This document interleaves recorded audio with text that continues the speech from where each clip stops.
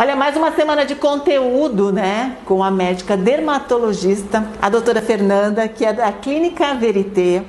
E quando nós chegamos aqui para começar a gravar, eu principalmente me coloquei no lugar, né?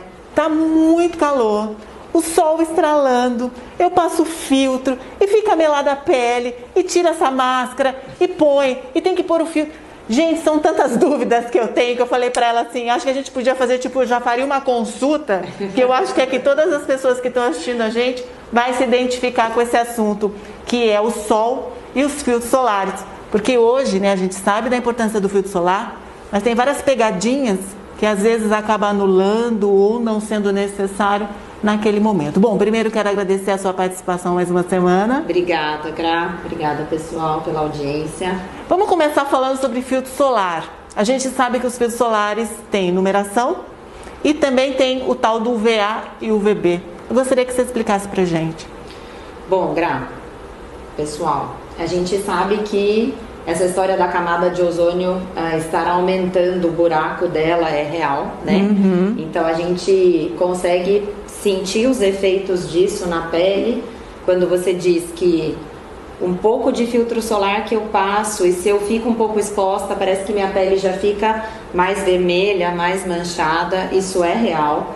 E com o passar do tempo, a gente vem reparando que o grau de proteção mínimo, que antes era 15, que era a recomendação há alguns anos atrás, já modificou para 30. Então o mínimo é 30, tanto o corpo... É 30, sim, pelo potencial carcinogênico da radiação ultravioleta. A gente está falando de radiação, certo? Então quando a gente pensa assim, radiação, o maior medo do sol é a gente ter câncer de pele, né? Exatamente. Então a radiação tem um potencial de promover atipias nas nossas células da pele, mas também faz com que a gente tenha quebra de colágeno, promovendo o envelhecimento precoce.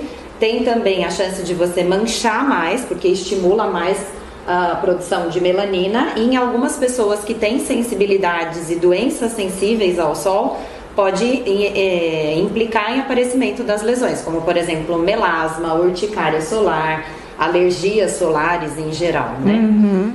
Quando a gente está falando de fotoproteção, a gente precisa entender o conceito dos tipos de radiações que a nossa pele está exposta e que podem ser perigosas e trazer danos. Então a radiação ultravioleta A, ela começa a ser emitida com o nascer do sol e ela para de ser emitida com o pôr do sol. A radiação ultravioleta A, ela é um pouco menos potente em causar danos para a pele do que a ultravioleta B, mas ela também pode causar envelhecimento, câncer de pele e manchas. A ultravioleta B é aquela que queima mesmo a nossa pele. É aquela que tem o maior poder de destruição, mas ela é emitida dependendo da angulação do sol. Por isso que a gente fala que aquele sol das 10 às 4 é o mais perigoso, é o que vai emitir mais a radiação ultravioleta B. Além disso, a gente tem raios infravermelhos, a luz visível, que são outros tipos de radiações que a gente precisa proteger quando a gente está falando de doença de pele e fotossensibilizante. A diferença entre os filtros, então quando a gente vê a nomenclatura FPS 30, 50, 60, a gente está falando da proteção contra UVB. Quando a gente olha o rótulo de um filtro solar, se você vê UVA e um círculozinho em volta, quer dizer que ele te protege contra a radiação UVA também. A nomenclatura química disso é PPD, é a medida do quão forte é aquele fator de proteção para a ultravioleta A. Em relação, você disse que o mínimo seria o 30, né? Mas quanto maior for esse fator, melhor, mais proteção tem. Por exemplo, eu tenho necessidade de passar um filtro 100 no meu rosto?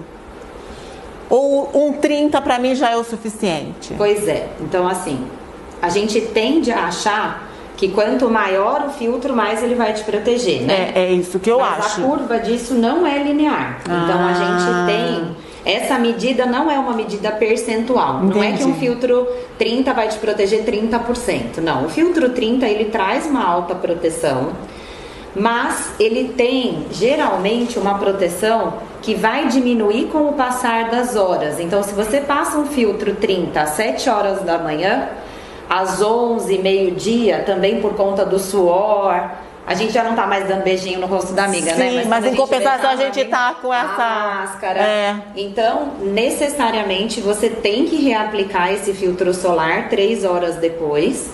Então, eu acho que em termos de duração de proteção, o 30, ele tem a necessidade de ficar repassando, regular, disciplinada de você repassar. Então, se você tá na praia e você passou um 30 no seu corpo, mesmo depois de um banho de água, né, piscina, mar, alguma coisa assim, você tem que reaplicar, porque ele diminuiu a eficácia. Ah, mas é a prova d'água, mas diminui a eficácia. Entendi. Então, o mínimo é 30. Então, pensa que a hora que você entrou no mar, ele virou um 20, um 18, tá protegida? Não. No mínimo, não tá. Então, por isso que eu falo assim, doenças fotossensibilizantes, o ideal é usar uns 50 a mais, porque você garante a duração da fotoproteção. E mesmo assim, por exemplo, pacientes que estão em tratamento com ácidos, com lasers ou que têm melasma, precisam obrigatoriamente reaplicar o filtro solar na hora do almoço. Mesmo que for de fator alto. Agora se você falar assim, entre um 100 e um 50, você tem um acréscimo de metade a mais de proteção?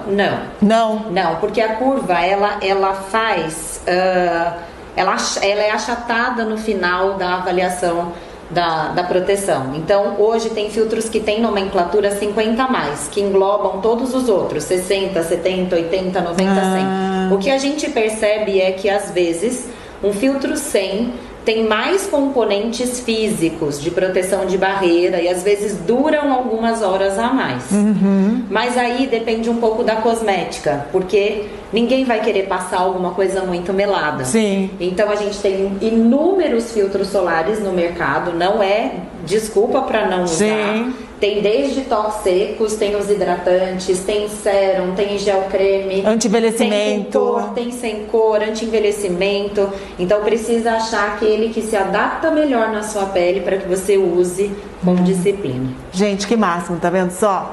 Você sabe que semana que vem eu posso dar uma sugestão de tema? Pode.